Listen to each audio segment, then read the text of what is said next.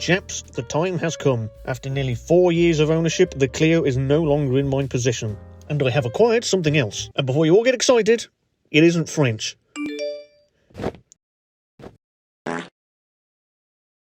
Yeah, I kind of expected that. So what actually happened to the Clio? Well, cue the sad music.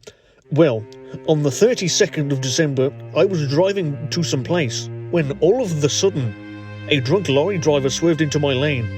I steered out of the way, but alas, a tree. And then it exploded. And then I died.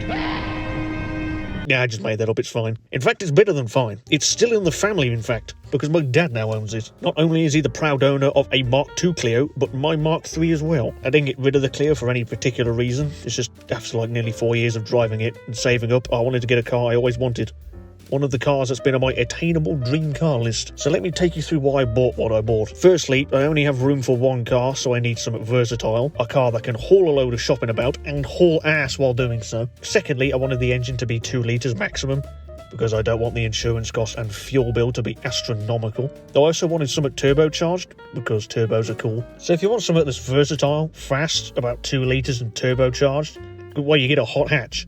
And if you're getting a hot hatch, there's really only one correct choice. And ladies and gentlemen, put your hands together for the Kia Ceed GT... No, I'm just joking. It's a Golf GTI. More specifically, the Mark VI GTI. It's got VW's first-gen EA 888 engine, which is a 2-litre turbo, dual overhead cam, inline-4, makes 207 horsepower.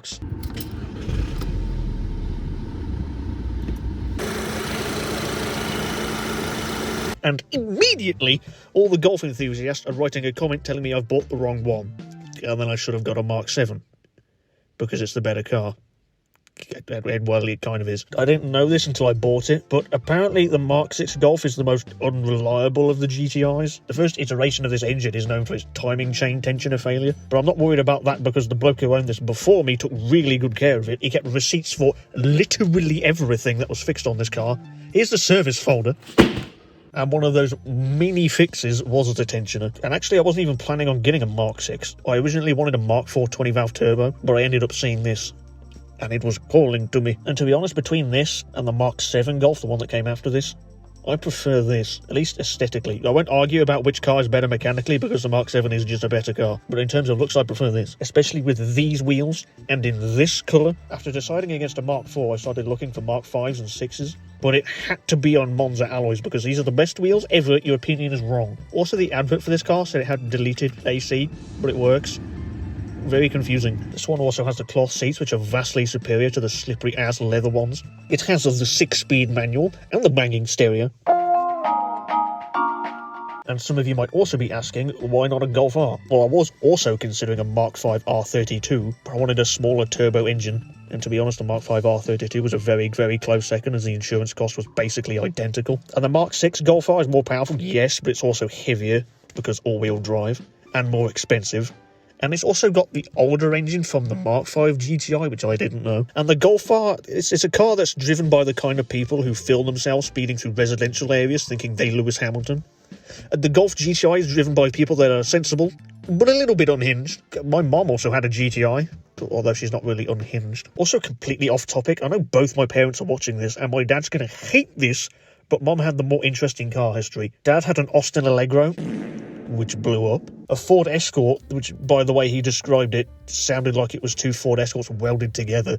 Austin Maestro, which was apparently quite good. Mom, on the other hand, had a Mark II GTI. Very nice. An original Mark I Clio, even nicer.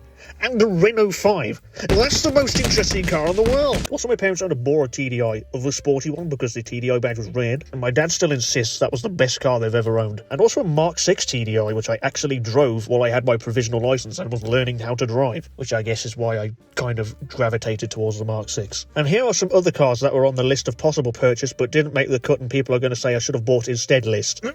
Audi TT 1.8 Turbo, Subaru Impreza Estate, Renault Clio 197, some kind of 5-cylinder Volvo. Peugeot 206 GTI was actually on the list. Peugeot 208 GTI was a very close third. Mark V R32 Golf I mentioned earlier. Mark I Yaris T-Sport, MG TF, Lexus IS 200, and Ford Focus ST, the 5-cylinder one. but none of these had the same grog appeal as the Golf. And even though this thing blows the Clio out the water in terms of speed, I actually think they're equally as fun to drive. The Clio was really easy to heel toe shift in because the brake pedal went halfway down before it actually did anything, so your foot was in the perfect place for it when you started to slow down. In the Golf, you can only really heel toe shift if you're sending it because the brakes are so sharp, but when you are sending it, it is amazing because it revs way quicker. And I think the shifter in the Clio felt better as well. It had this satisfying ka-thunk when you put it into gear. The Golf feels a bit more benign and plasticky. However, the Golf is way faster and has a way nicer interior, aside from that sagging headliner, but we'll ignore that. I also didn't realise how light the steering was on the Clio. After driving the Golf for a while, I got used to it, and then I had to move my old car off the drive, and it felt like it wasn't connected to anything. It was that light. Whereas the steering of the Golf is a bit weighted and springy. Also, I tried to record some like turbo and exhaust noises using the cheap Chinese GoPro and microphone, so get a load of these noises.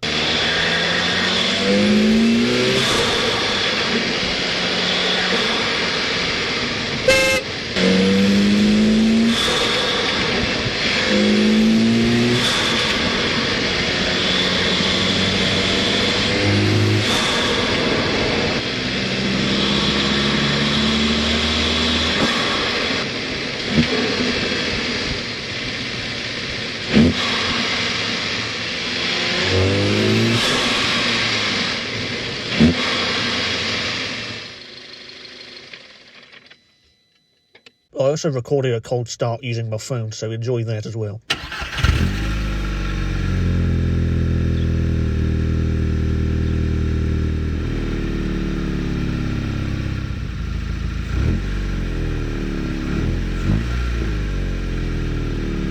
Anyway, that's enough of that. Let's drive this thing. Ooh, yes. We're in the Golf, and once again I've got my camera recording the audio and my phone, except this time I've got a fancy new lapel microphone. How does this sound? Once again, I've just driven down some road. I've no clue where I am. Where the bloody hell am I? Who made this road? I don't know where I am. Go left here. Yeah, this looks like a good road to drive down. This mic quality better be good, I swear to God, because the quality of the actual inbuilt camera microphone is dog shit. Listen to the epic driving we drove, the speed! I feel like I'm about to get murdered down here. This was a bad idea. Where am I? There's a bridge. Sign of civilization. No, there's just more road. When does this come back onto like a normal actual road? Also, because this is England, this is a 60-mile-an-hour road. You could legally do 60 mile an hour on this. Not that you ever bloody would. Oh my God, there's a junction. It just goes to the same type of road. I'm going left. Also, I don't know if you can see that down there on the gauge, there's a light there. It wouldn't be a Golf GTI without a light on the dash. That's just to tell me that the front left fog light's just at a moment. At least the road's getting wider. If somebody drives past and sees me with a camera on my head, they're gonna think I'm a right dork. Oh my God, there's a straight road. I can give it the beans. Speed! 45 miles per hour. So yeah, this car is a damn sight quicker than the Clio Mark III by quite a wide margin. The Mark III Clio was, what, 75 horsepower, and this is 207. So that's quite a big jump. Also, this engine, it's like its peak torque kicks in really low at like 1700 RPM. So you can like put your foot down now and it just immediately starts to pick up the speed. What the bloody hell is that road sign? The road signs are all in Welsh. Can you guess where I am? It's not Birmingham. Oh no, there's a car coming the other way. I'm taking my camera off. I'm getting embarrassment. Yeah, I look like a right tosspot with this thing on my head. Oh, and it smells like farts. Ew. I hate this place. Where am I? I'm going right. Speed. And this thing is brilliant to drive. It's like you can drive this thing way faster than the Clio. Like if I went round this corner in the Clio at like 60 miles an hour, like the body would like roll over. It felt like it was about to actually tip over. But in the Golf, it's way more stable, and the steering is where you get some. Actually, you get some feedback to the wheel compared to the Clio.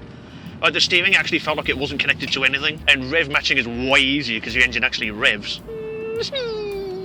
Also, check out the weather. You know what month it is? It's June, the end of June, and this is what it looks like. But look at how straight this road is. It's so tempting to just boot it, but I can't. I'm a big fan of having a license. 40 coming up. Cheeky downshift into 4th. Yes. So I haven't been to Wales in quite a while, and there's so many 20 mile an hour zones now. It's a pain in the arse. Like, I've driven through areas that used to be 30 that are now 20 for no reason. Okay, if you're one of the people who supported the 20 is plenty movement, shove a metal pole up your arse. At least the roads here are nice. I'll give it that. I wonder if we'll see a Peugeot. That was the best part of the last trip in the Clio. What's this coming up? I see a red car. It's a Volvo. Four. Petrol's 129 litre. That's cheap. Bro, I should move here. This is Mecca for the modern day motorist. Said absolutely no one ever. If you're an enjoyer of driving and you live in Wales, I feel sorry for you. But this part's nice at least. It's just a mix of 40 and 60 zones. And I'm alright with that. That's the one thing I've noticed after owning a faster car is now everyone's just in your way.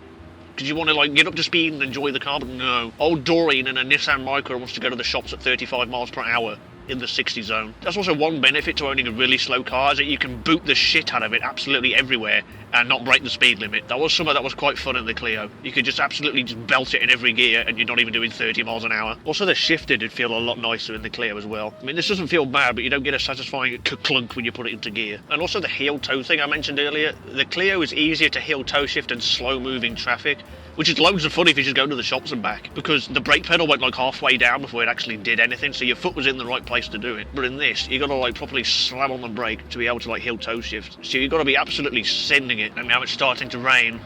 This is June, by the way. This is summer. I also wasn't prepared for the absolute fuel consumption of this car. Like the Clio would like average like maybe 48 to 50 miles per gallon on a trip, which is good. And then when I was looking at cars, this one said it was like 35 to 40. I was like, that's not that big of a jump. It is. Like when I started this journey, that fuel was up a bar. This thing is thirsty. What's my average MPG? 32.8. Can you even see that? We haven't found a Peugeot, but there is a turquoise Renault Clio, new one, Mark 5. Very nice. In the previous car video, I did like, it was a 55 to 60 timer in the Clio. I wonder what that is for this. Okay, we're at 50 miles an hour in top gear. Oh no, the Clio's going for it. Look at the speed. Anyway, we're at 55. I'll put my foot down. 60. This thing has got the speed. I also think it's quite funny how I spent all this money on this new car and then haven't even upgraded the camera or microphone equipment. Only the best. I mean, it's not like this is a Haggerty video or something. This isn't exactly a high quality production. There's not many bends about this place. It's all just really shallow, like bends and straight roads. Bro, where's the corners? Where's the fun bit? Audi, Ford, Skoda. Is that a Fiat? So many interesting cars in Wales. Oh my god, a roundabout. You know what? I'm gonna be cheeky. I'm gonna go left. Cheeky heel toe on the roundabout. Never mind, there isn't a left. Oops. It goes back to 60 now, and you know what that means? A yellow Skoda. Wow. What the hell is that thing?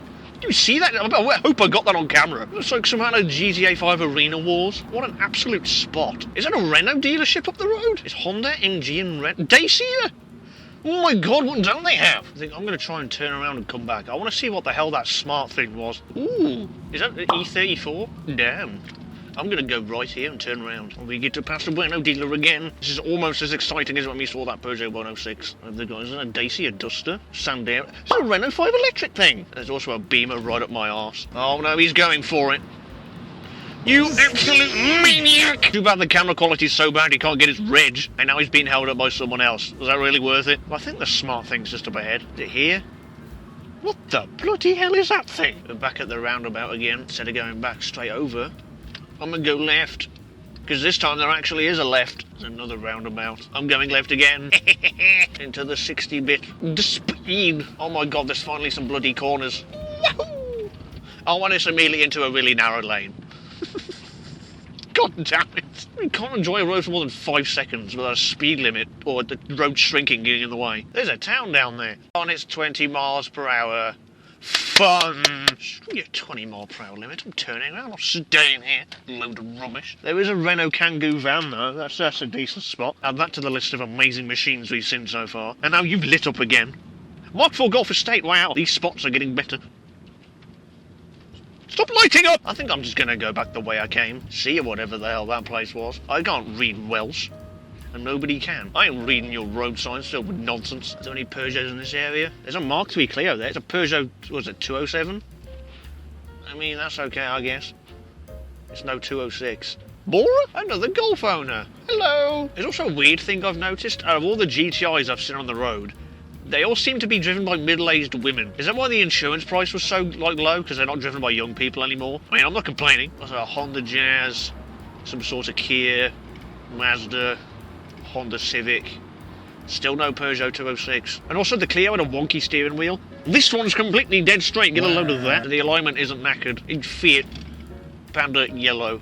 Mark 6 Golf in silver. My man! This thing also does have some pretty nice lift-off oversteer. Like if you're flooring it into a corner and you let off the throttle and you turn in, it just goes... It's very nice.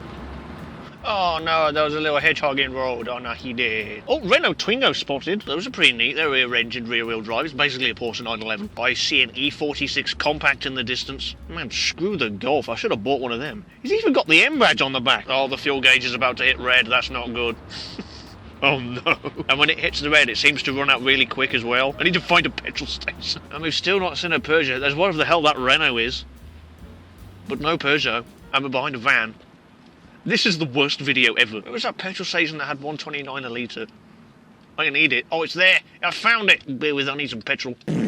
Oh, shit. Okay, well, as it turns out, I forgot to bring my wallet, so I can't buy any petrol. So I'm going to have to end this here, and then hypermile my way back home. I made it back. The fuel light come on just as I stopped rolling. Look at those MPGs. That wasn't fun at all. And on that complete disappointment, cue outro. Subscribe to GrogTV. Subscribe to GrogTV. Subscribe to GrogTV. Subscribe to GrogTV. Yeah. After deciding against a Mark IV, I started looking... Fuck!